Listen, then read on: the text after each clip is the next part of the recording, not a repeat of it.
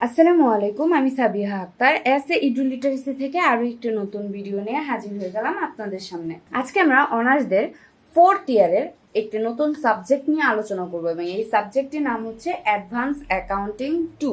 তার মানে আজকে আমরা অনার্সদের 4th ইয়ারের অ্যাডভান্স অ্যাকাউন্টিং 2 এই সাবজেক্টের ফার্স্ট চ্যাপ্টার এবং এই চ্যাপ্টারটির নাম হচ্ছে সুনাম ও শেয়ারের মূল্যায়ন। হ্যাঁ, তো ইংলিশে যদি জানতে চাই valuation of goodwill and shares, এই চ্যাপ্টারটি নিয়ে আলোচনা করব। তো আর কথা বাড়াচ্ছি না, চলে যাচ্ছে আমাদের মূল আলোচনায়। আজকে আমরা যে অঙ্কটি করব সেটি হচ্ছে National University BB honours 4th year accounting গ্রুপে এসেছিল 2016 সালে। ওকে, প্রশ্নটি ফার্স্টে পড়ে নিচ্ছি। Find out the fair value of shares from the following particulars of B limited. মানে আমাদের বলছে যে আমাদের বি লিমিটেড এই কোম্পানির যে ফেয়ার ভ্যালুটা আছে শেয়ারের, মানে শেয়ারের ন্যায্য মূল্যটা আছে সেটা বের করো। তো এটার জন্য আমাদের একটা ব্যালেন্স শিট দেওয়া আছে, এখানে লাইবিলিটিস দেওয়া আছে। দেখেন 20,000 শেয়ার অফ টাকা 10 ইচ ফুললি পেড। আমাদের 10 টাকা করে প্রতিটি শেয়ারের মূল্য দেওয়া আছে এবং টোটাল হচ্ছে 2 লক্ষ টাকা, 20,000 শেয়ার। ওকে, রিজার্ভস দেওয়া আছে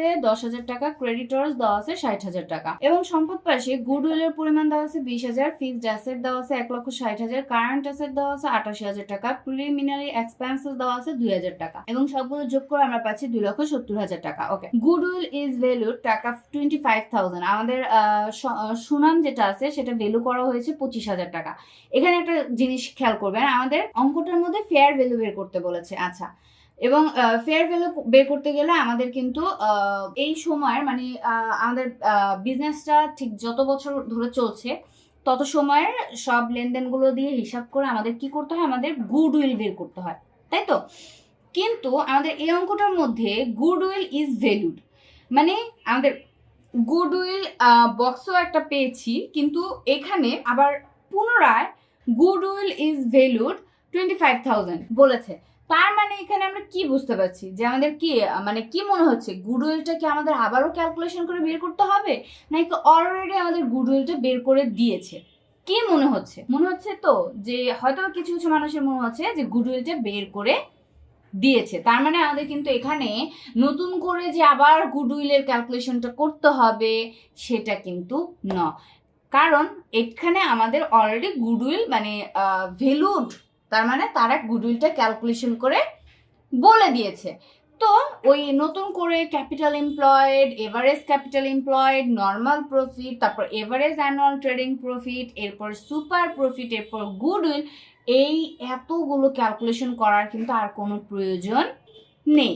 কথাটা কি আমি বুঝাতে পারলাম? ওকে, তারপরে আমাদের কি বলেছে দেখেন, ফিক্সড অ্যাসেটস আর ভ্যালু টাকা 1,50,000। Okay, dividend for the last 3 years were, আমাদের গেল যে 3 বছর ছিল সেই 3 বছরের ডিভিডেন্টের যে রেটটা ছিল সেটা ছিল 13%, 17% এবং 15%। ওকে, নর্মাল রেট অফ রিটার্ন দিয়ে দিছে 10%।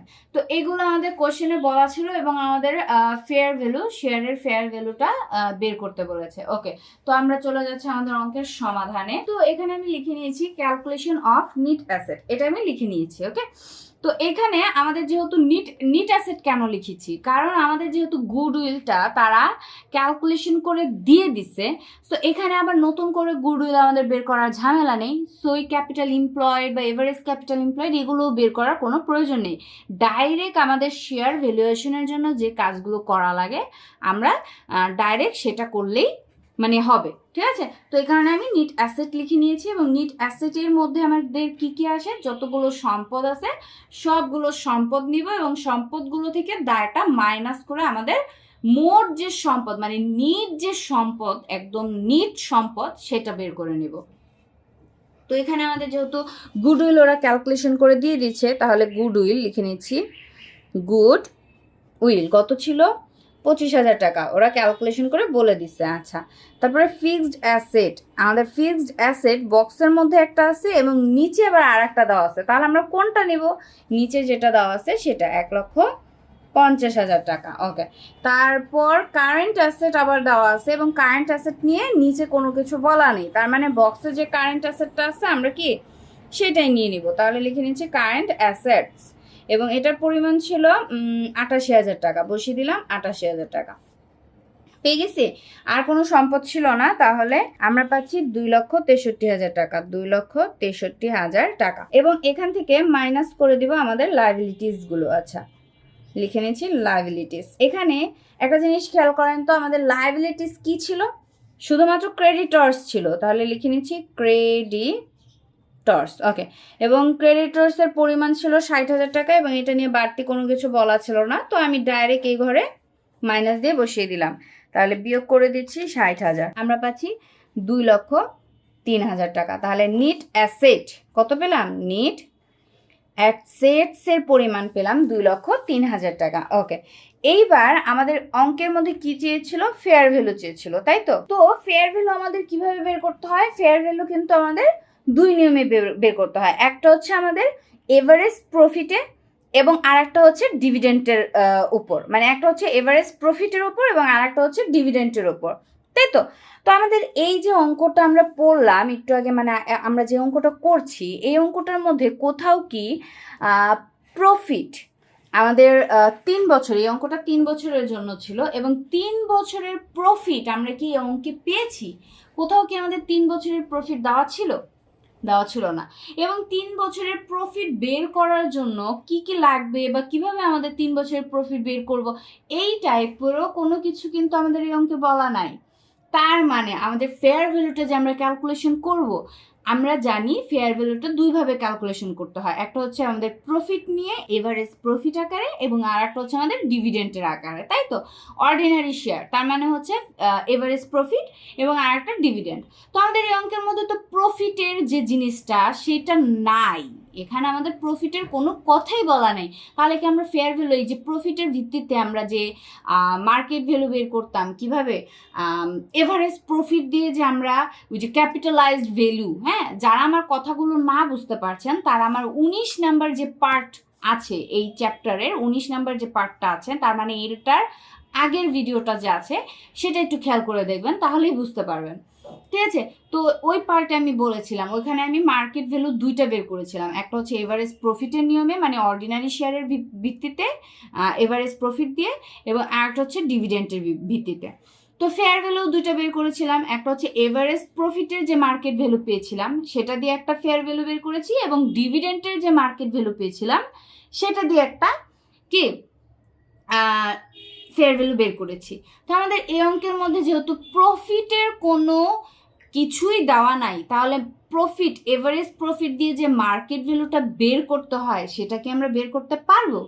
সেটা তো আমরা বের করতে পারছি না। তার মানে আমাদের এখানে ফেয়ার ভ্যালু কি একটা বের করা লাগবে, সেটা কি দিয়ে? ডিভিডেন্ড দিয়ে, কারণ অঙ্কের মধ্যে ডিভিডেন্ডই আছে। তো আমরা এখানে আমাদের সূত্রটা লিখে নিতে পারি, যে ফেয়ার ভ্যালুর সূত্রটা কি লিখতে পারি, যে ফেয়ার ভ্যালু আগে লিখে নিচ্ছি ফেয়ার ভ্যালু, যেহেতু একটাই আছে তো এখানে আমি ডাইরেক্ট লিখে নিচ্ছি fair value per share on the basis of dividend. যেহেতু ডিভিডেন্টের উপরেই শুধু আমরা অঙ্কটা করতে পারবো কারণ প্রফিট নাই, তো আমরা শুধু ডিভিডেন্টের সূত্রটা লিখে নিচ্ছি, কি intrinsic value plus market value. আমি পুরোটা লিখলাম না, শর্ট করে লিখলাম এবং এটাকে ভাগ করে দিব 2 দিয়ে। ওকে, তো এখানে আমি মানগুলো বসিয়ে দিব, তো তার জন্য বাড়তি অঙ্ক কি ইন্ট্রিনসিক ভ্যালু, মার্কেট ভ্যালু, এগুলো তো বের করতে হবে। তো চলে যাচ্ছি পরের অঙ্কে। তো ইন্ট্রিনসিক ভ্যালু এটা বের করার সূত্র হচ্ছে আমাদের নিট অ্যাসেট লাগে, net asset minus preference share minus preference dividend, এবং এটাকে ভাগ করতে হয় নাম্বার অফ শেয়ার দিয়ে। তাহলে নিট অ্যাসেটের পরিমাণ আমরা ক্যালকুলেশন করে 2,03,000 টাকা বের করেছিলাম, মাইনাস প্রেফারেন্স শেয়ার। আমাদের এই অঙ্কের মধ্যে কি কোনো প্রেফারেন্স শেয়ার ছিল না, তাহলে প্রেফারেন্স শেয়ার যখন নাই, প্রেফারেন্স ডিভিডেন্ড আছে নাই, মাইনাস মানে 0। ওকে, এবং নাম্বার অফ শেয়ার, আমাদের এখানে শেয়ারের পরিমাণ ছিল 20,000, এই 20,000 বসিয়ে দিলাম এবং এটাকে ভাগ করে দিচ্ছি।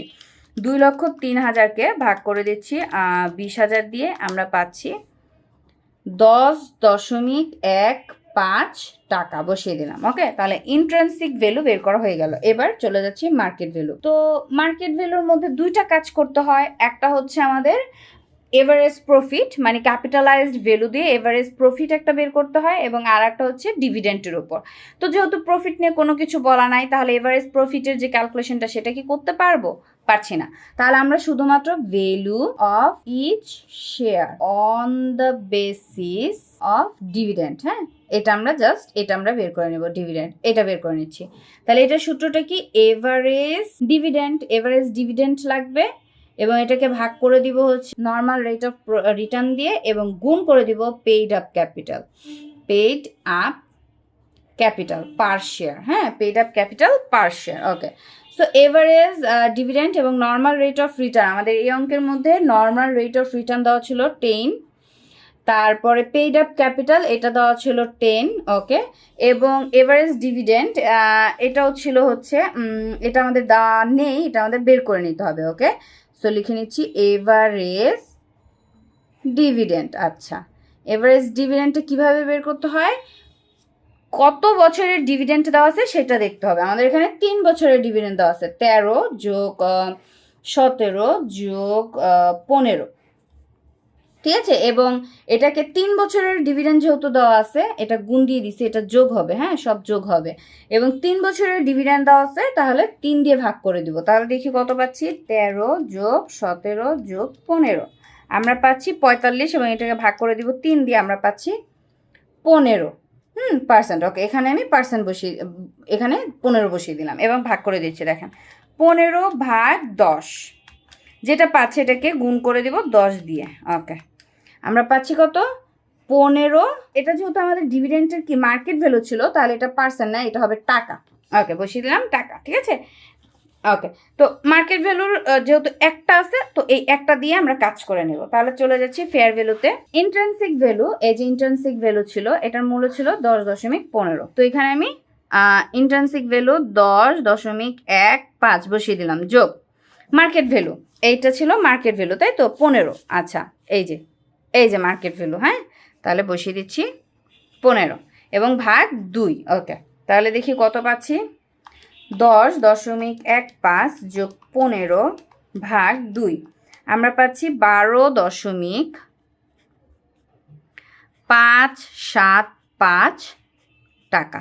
ঠিক আছে, আমরা কত পাচ্ছি, 12.575 টাকা। ঠিক আছে, তো এখানে আমাদের ফেয়ার ভ্যালু একটাই বের করতে হলো, কারণ আমাদের ফেয়ার ভ্যালুর যে দুইটা কাজ করতে হয়, একটা হচ্ছে প্রফিট নিয়ে এবং আর একটা হচ্ছে ডিভিডেন্ড নিয়ে। যেহেতু আমাদের এখানে অর্ডিনারি শেয়ারের প্রফিট দেওয়া ছিল না, তাই আমাদের এখানে আর কাজ হচ্ছে না। তো এখানে আমাদের ডিভিডেন্ড নিয়ে জাস্ট একটা কাজ হতো, আমরা একটাই ফেয়ার ভ্যালু বের করে নিলাম। ঠিক আছে, তো আজকের অঙ্কটা কিন্তু অতটা বড় ছিল না, মানে আমাদের আগের যে ভিডিওটা ছিল বা আগের যে ক্লাস ছিল সেটা থেকে অনেক ছোট ছিল, অনেক কম ছিল, তাই তো, অনেকই ছোট অঙ্কটা, কিন্তু অনেকটা ওইটার মতনই বলতে ওইটার থেকে কাজটা একটু কম। এই কারণে আমি আপনাদের এইভাবে করে দেখালাম, যাতে আমরা বুঝতে পারি যে কখন কিভাবে হবে। হ্যাঁ, এখন কোনো অঙ্কে, এই অঙ্কে যেরকম প্রফিট নাই, এই কারণে আমাদের প্রফিটের ফেয়ার ভ্যালু এবং প্রফিটের মার্কেট ভ্যালু বের করা লাগলো না। ঠিক সেরকমভাবে কোনো অঙ্কের মধ্যে প্রফিট আছে বাট ডিভিডেন্ট নাই, প্রফিট আছে বাট ডিভিডেন্ট নাই, তাহলে কি করব, ডিভিডেন্টের সূত্রগুলো বাদ দিয়ে দিব। ফেয়ার ভ্যালু ডিভিডেন্টের কাজ করা লাগবে না, মার্কেট ভ্যালুতেও ডিভিডেন্টের কাজ করা লাগবে না। মার্কেট ভ্যালুতে শুধুমাত্র প্রফিট বা এভারেজ প্রফিট অথবা অর্ডিনারি শেয়ারের যে সূত্রটা আছে সেটা দিয়ে কাজ করে সেই মানটা আমরা এখানে বসিয়ে জাস্ট অর্ডিনারি, এখানে ডিভিডেন্ট লিখেছি, তখন লিখতাম অর্ডিনারি শেয়ারের প্রফিট অথবা এভারেজ প্রফিট লিখে আমরা ফেয়ার ভ্যালুটা বের করে নিতাম। কথাটাকে আমি বুঝাতে পারলাম? ওকে, তো আশা করি অঙ্কটা খুব সহজে বুঝাতে পেরেছি এবং আপনারা বুঝতে পেরেছেন। তারপরে যদি কোনো সমস্যা থাকে বা কোনো কিছু জানার থাকে বা জানানোর থাকে, অবশ্যই আমাকে কমেন্ট বক্সে কমেন্ট করে জানাবেন। আজকে এই পর্যন্তই, সবাই ভালো থাকেন, সুস্থ থাকেন। আর হ্যাঁ, অবশ্যই আমার চ্যানেলটিকে সাবস্ক্রাইব করে পাশে থাকা বেল আইকনটি ক্লিক করতে ভুলবেন না, আর ফ্রেন্ডদের সাথে বেশি বেশি শেয়ার করতে ভুলবেন না। ভালো লেগে থাকলে লাইক করবেন, আর যদি খারাপ লেগে থাকে ডিসলাইকও করতে পারেন। আল্লাহ হাফেজ।